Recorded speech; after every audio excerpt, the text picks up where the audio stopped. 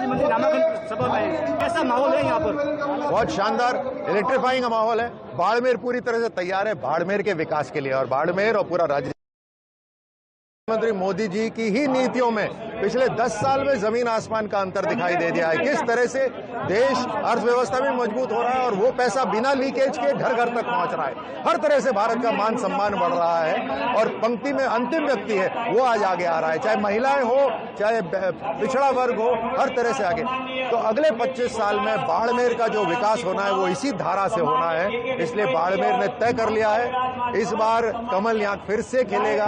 25 में से 25 राजस्थान का जो योगदान होगा उसमें बाड़मेर का योगदान कैलाश जी के रूप में होगा। कहीं ना कहीं किसी राज्य मंत्री नामांकन सभा में कैसा माहौल है यहाँ पर?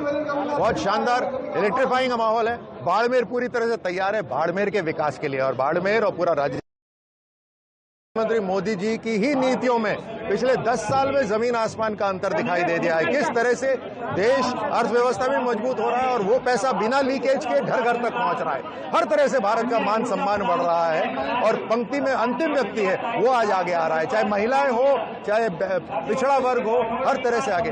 तो अगले 25 साल में बाड़मेर का जो विकास होना है वो इसी धारा से होना है। इसलिए बाड़मेर ने तय कर लिया है इस बार कमल यहाँ फिर से खेलेगा। 25 में से 25 राजस्थान का जो योगदान होगा उसमें बाड़मेर का योगदान कैलाश जी के रूप में होगा। कहीं ना कहीं